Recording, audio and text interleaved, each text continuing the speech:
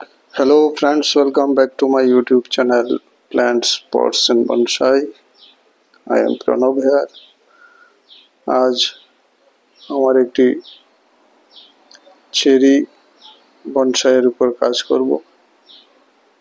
এই চেরি ফলের গাছটিকে আমি বনসাইয়ের জন্য গ্রো করছি। কয়েক বছরের পরিচর্যায় এই গাছটি এত বড় হয়েছে। এর আগেও এক দুবার আমি এটাকে প্রুনিং করেছিলাম।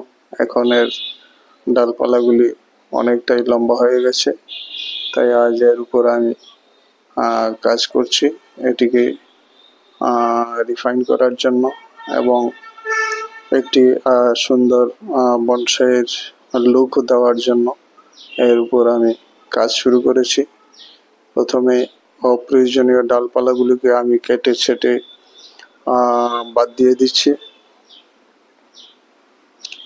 তারপর কিছু ওয়ারিং করে একে আমি একটি বনসাইয়ের রূপ দেওয়ার জন্য কাজ শুরু করেছি। তো আমি দেখে নিচ্ছি কোন ব্রাঞ্চটাকে রাখবো, কোনটাকে বাদ দিব এবং কোনটা বাদ দিলে কোনটা রাখলে এটি সুন্দর একটি বনসাইয়ের রূপ নেবে। তো যারা বনসাই করেন, যখনই এই পরিস্থিতির সম্মুখীন হতে হয়, এটা একটা চ্যালেঞ্জের মতো সামনে আসে। অনেকগুলি ব্রাঞ্চ, কোন ব্রাঞ্চটাকে কাটবেন, কোনটাকে রাখবেন, কারণ এই চ্যালেঞ্জিং ডিসিশনের উপরেই আপনার গাছটির সৌন্দর্য এবং গাছটির স্টাইল নির্ভর করে। যদি আপনার ডিসিশন সঠিক হয় তাহলে এটি একটি শিল্পকর্ম, আর ডিসিশন ভুল হলে এটি গাছটির আপনার বনসাইটি খারাপ হয়ে যাবে। তো জীবনেও এমন চ্যালেঞ্জ আসে, যেসব চ্যালেঞ্জকে মোকাবিলা করতে হয় এবং সঠিক সিদ্ধান্ত নিয়ে সফলতা আনতে হয়। তো আমিও চিন্তা ভাবনা করে এর অপ্রয়োজনীয় ব্রাঞ্চগুলিকে স্যাক্রিফাইস করছি, কেটে ছেটে বাদ দিচ্ছি। তো দেখা যাক আমি শেষ পর্যন্ত এটিকে কেমন একটি বনসাইয়ের রূপ দিতে পারি, কোন স্টাইলে নিয়ে যেতে পারি, তারই চেষ্টা করছি।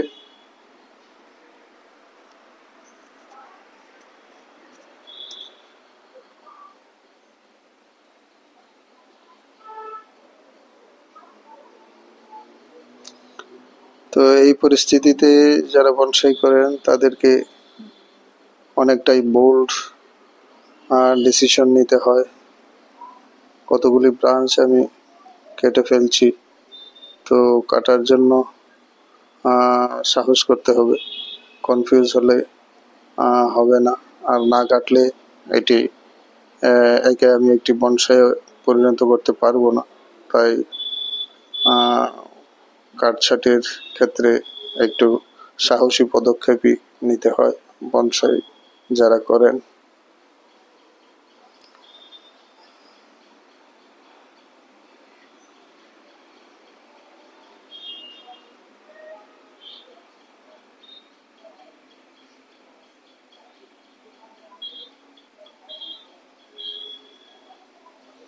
তো এইভাবে আমি প্রায় অর্ধেক ব্রাঞ্চ ছেটে ফেলেছি।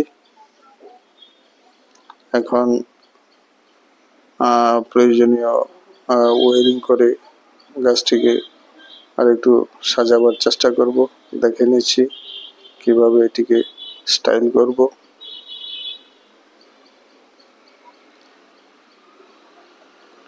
ব্রাঞ্চগুলিকে কেটে ছেটে এর আকারটা আমি অনেকটা ছোট করে এনেছি। এখন ওয়ারিং করব।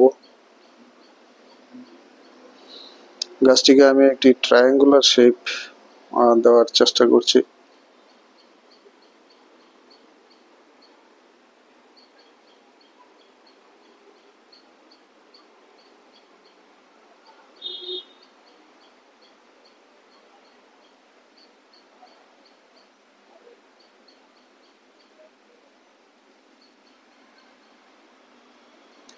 চেরি গাছ থেকে অসংখ্য ডালপালা সৃষ্টি হয়। তো সবগুলিকে রাখলে তো এর বনসাই করা যাবে না, তাই এতগুলো ডালপালা আমাকে প্রুনিং করতে হয়েছে।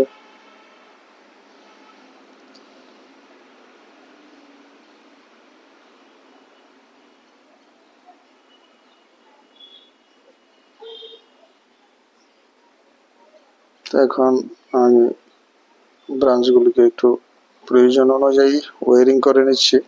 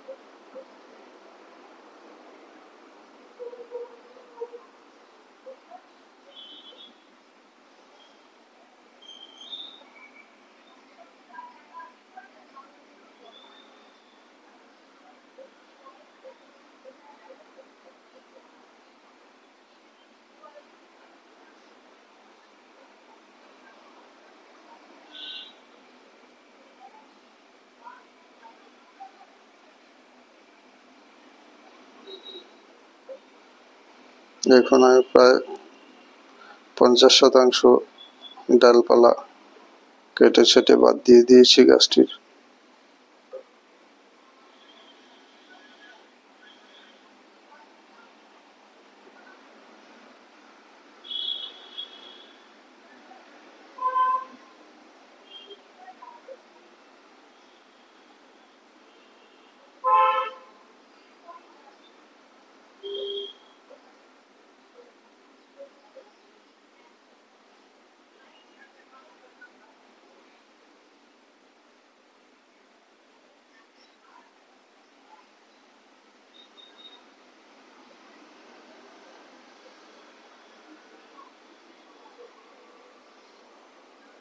লম্বা ডালটিকে আরেকটু ওয়ারিং করে নিলাম।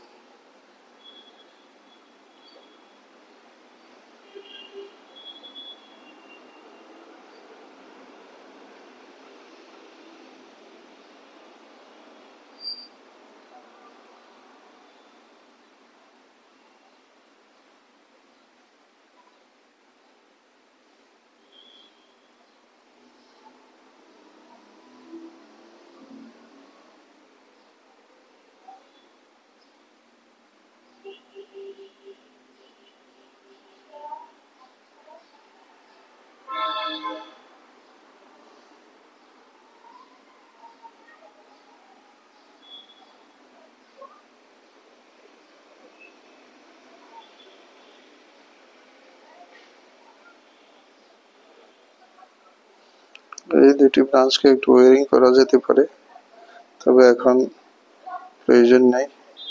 খুব ছোট ব্রাঞ্চ এবং এগুলি সঠিক জায়গাতে রয়েছে, তাই এগুলিকে আর ওয়ারিং করছি না আপাতত।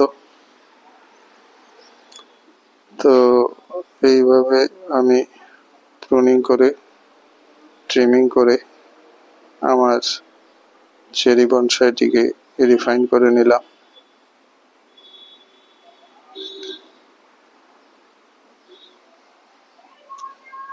প্রথমে এর ডালপালাগুলি এত লম্বা হয়ে গিয়েছিল যে একে একটি চুপের মতো লাগছিল, তাই এটিকে একটু রিফাইন করে নিলাম কেটে ছেটে।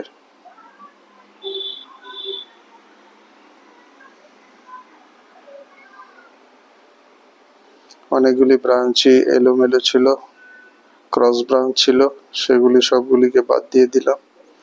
এখন আর কোনো ক্রস ব্রাঞ্চ বা অপ্রয়োজনীয় ব্রাঞ্চ গাছটাতে নাই বললেই চলে।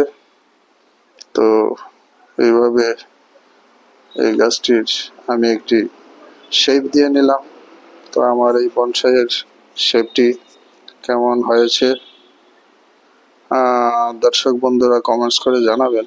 এখন এর গোড়াতে মাটিটাকে খুঁড়ে আমি কিছু জৈব সার দিয়ে দেব, যেন আবার নতুন করে গাছটিতে ফলেজ আসতে পারে এবং গাছটি আরো সুন্দরভাবে বৃদ্ধি পায়। সেই জন্য একটু সার দিয়ে দেব এর গোড়াতে। আমি মাটিটাকে খুশিয়ে নিয়েছি এবং কিছু জৈব সারের দানার জৈব সার আমি প্রয়োগ করে দেব।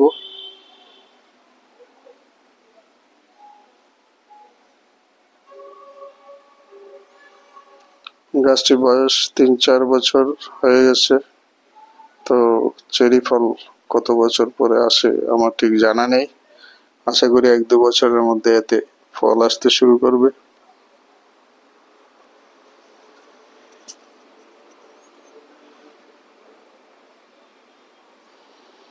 তো এইভাবে আমি গাছটি গোড়াতে একটু সার প্রয়োগ করে দিলাম।